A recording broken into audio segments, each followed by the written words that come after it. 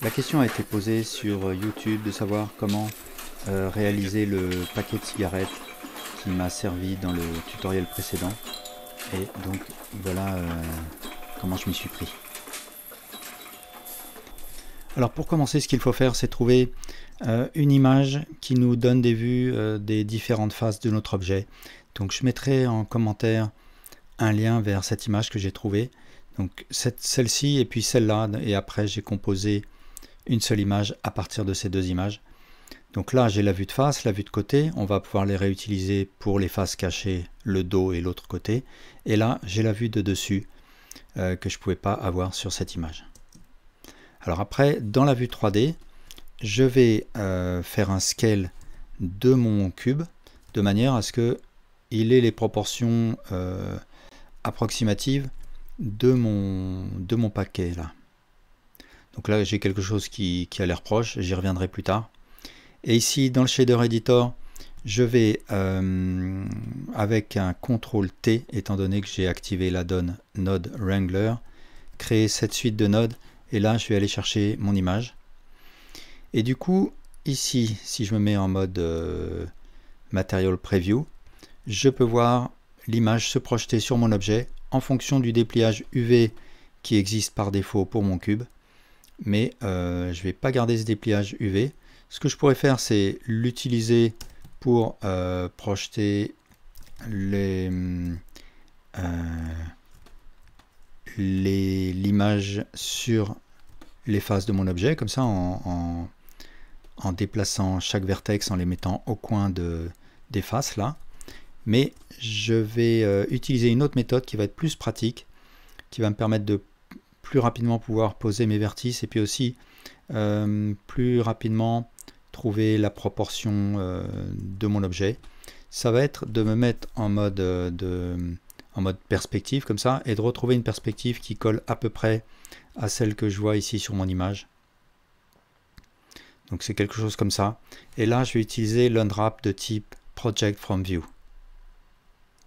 Donc voilà à quoi ressemble mon dépliage UV. Il adopte cette perspective là et je peux voir que c'est à peu près bon, sauf que il faudrait que mon objet soit un petit peu plus haut. Donc je vais faire un scale sur Z comme ça et je vais refaire un unwrap Project from View et je vais utiliser ce dépliage UV pour caler les vertices sur les coins de mon paquet. Donc j'aligne bien chacun des vertex et voilà ce que j'obtiens. Alors je vais plutôt ouvrir ma vue 3D ici, ça va être plus simple pour moi. Je presse Z pour passer en mode Material Preview. Donc j'ai déjà ces deux faces. Pour les faces arrière, ça ne colle pas parce que mon dépliage UV m'a donné ces faces pour ce dépliage UV pour les faces arrière. Donc elles ne vont pas correctement se projeter sur mon image. Donc je vais tout simplement les sélectionner toutes les deux et là faire un simple dépliage unwrap, ce qui va me donner ces rectangles. Et là je vais faire une rotation. Donc si je garde la touche CTRL appuyée, ça me permet de faire une rotation de 5 degrés en 5 degrés. Et là je vais à nouveau caler mes UV sur ma photo là. Donc chaque vertex le fait correspondre à chaque coin de face.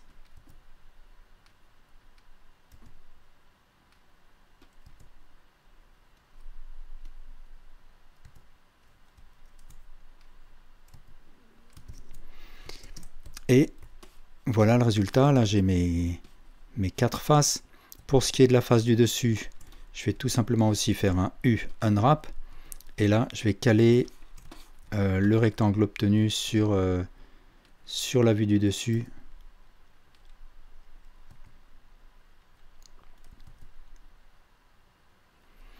Et voilà. Alors pour l'instant ce que je vois c'est mes faces, mon image a l'air, mes images ont l'air correctement projetées sur mes faces. Il y a quand même une déformation qui est due à la triangulation interne des faces des UV et à leur déformation. J'ai ces déformations de mes images projetées. Donc en fait je vais y remédier en subdivisant mon mesh, ce qui va me permettre d'atténuer cet effet et de remettre droit mes images. Par ailleurs, j'ai les bandes en haut à aligner d'une face à l'autre. Donc ça va être entre ces faces là et entre ces faces là. J'ai aussi l'étiquette en haut qu'il faut que j'aligne correctement. Mais ça, de la même manière, c'est en subdivisant que je vais pouvoir régler ça. Alors, je vais d'abord commencer par aligner les bandeaux. Donc, je vais sélectionner un vertex, le déplacer légèrement. Donc, je peux presser Shift pour déplacer plus précisément un vertex.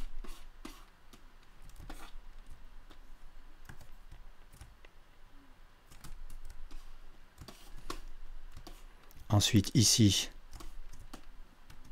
alors peut-être que ici j'ai un petit peu trop débordé, donc il faut que je bouge ce vertex ici comme ça. Et pour ce qui est des bandes, il faut que je corrige, donc je vais sélectionner cette face et bouger un petit peu ce, alors c'est pas celui-là, c'est celui-là, bouger un petit peu ce vertex comme ça, toujours en pressant Shift pour être plus précis dans le déplacement du vertex. Et ici ça a l'air d'être à peu près bon. Voilà.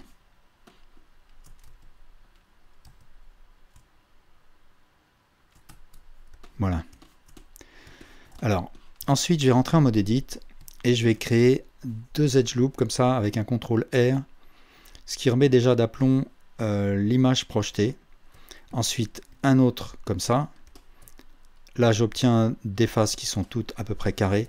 Et après je sélectionne tout et je fais un clic droit Subdivide. Et là mon image est vraiment plus d'aplomb que tout à l'heure. Et je vais encore corriger. Donc je vais me mettre en mode Edit. Je vais sélectionner une de ces faces là. Et je vais faire un Shift G Select Similar Normal pour sélectionner toutes ces faces.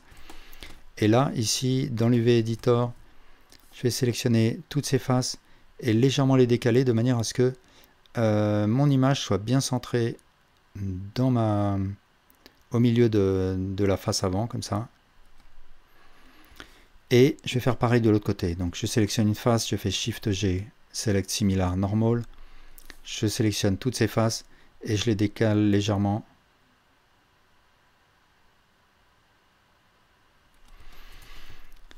Et ça a en partie réaligné l'étiquette. Donc c'est pas encore tout à fait ça. Je vais encore sélectionner toutes les faces qui sont en haut. Donc Shift G, Select Similar Normal. Et là, je vais sélectionner cet edge, le décaler jusqu'à l'alignement parfait de l'étiquette. Et là, pareil. Donc G et ensuite, je vois que les arêtes sont très aiguës alors qu'elles sont normalement arrondies. Donc je vais sélectionner toutes les arêtes.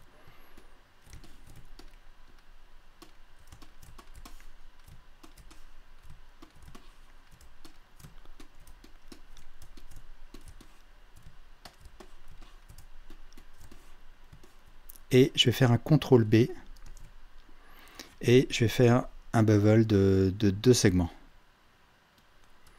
Et ensuite, de retour en mode objet, je vais faire un clic droit, Shade Smooth. Et voilà. Ce que je peux faire aussi, c'est peut-être donner aussi de la vraie réflectivité au papier alu qui se trouve en haut. Et pour faire ça, il faut peut-être que... Enfin, il y a plusieurs possibilités. Soit je crée un masque pour pouvoir, dans le même matériel, créer une zone qui sera réfléchissante. Ou bien je crée un autre matériel. Donc c'est peut-être ce que je vais faire. Je vais sélectionner tous ces vertices et avec un GG, je vais les décaler comme ça jusqu'à arriver à la limite de l'étiquette et pouvoir de cette manière-là sélectionner toutes ces faces là, toutes les faces qui sont censées être argentées et leur attribuer un matériel propre.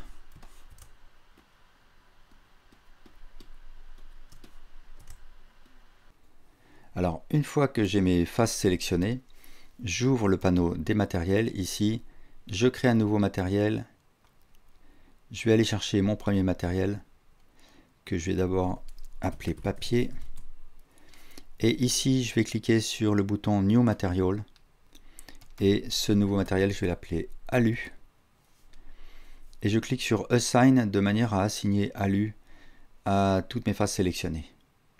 Et ensuite, je vais ouvrir ici le Shader Editor et je vais mettre la valeur métallique du Principal BSDF à 1. Et donc là, je vais avoir quelque chose de réfléchissant. Là, je vais revenir en mode objet. Je peux varier le caractère réfléchissant en jouant sur la valeur roughness. Mais ce que je vais faire, c'est brancher mon image dans l'entrée roughness. Et c'est elle qui va déterminer les parties réfléchissantes ou non. Alors là, c'est un petit peu trop réfléchissant. Donc je vais créer un converteur color ramp entre les deux, de manière à pouvoir contrôler justement le caractère réfléchissant et les contrastes pour le roughness. Donc pour rendre ça un petit peu moins réfléchissant, je vais éclaircir mon noir. Et je vais peut-être un petit peu assombrir le blanc pour que ce soit pas trop mat non plus. Et j'obtiens quelque chose comme ça. Et ce que je peux rajouter aussi, c'est peut-être un petit peu de bump. Donc je crée un vector bump. Je branche mon image dans l'entrée height du bump. Et je branche le bump dans l'entrée normale du Principal BSDF. Alors là, mon image est 8 bits sans doute. Et puis le relief est un peu trop élevé, donc je vais baisser la valeur strength. Je vais mettre 0,1 par exemple. Voilà. Et pour terminer, je vais déformer mon paquet. Donc je vais ne garder qu'une seule fenêtre. Je vais garder une version inchangée dans une collection. Donc je vais faire un Shift D Enter. Je presse M, New Collection. Je vais l'appeler sauvegarde. Cette collection sauvegarde, je vais la désactiver. Et je rentre en mode Edit pour travailler cette version de mon objet. Donc je vais activer le Proportional Editing avec O. Je sélectionne des vertices. Et je commence à tordre mon objet.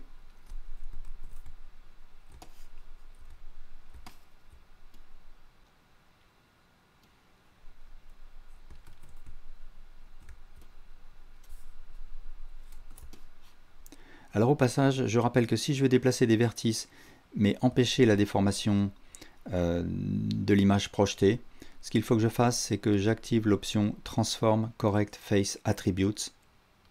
Et ce qui va se passer là, si j'active la synchronisation dans l'UV Editor, ce que je vais voir, c'est que quand je vais déplacer des vertices, ça va aussi les déplacer dans l'UV Editor, et du coup ça va empêcher toute déformation de l'image. Par contre, si je fais un slide, c'est-à-dire GG, par défaut, j'aurai pas de déformation de l'image parce que ici dans l'opérateur box, j'ai une option Correct UVs qui est activée, ce qui va déplacer les vertices simultanément dans l'UV Editor. Mais si je désactive cette option, là j'aurai une déformation.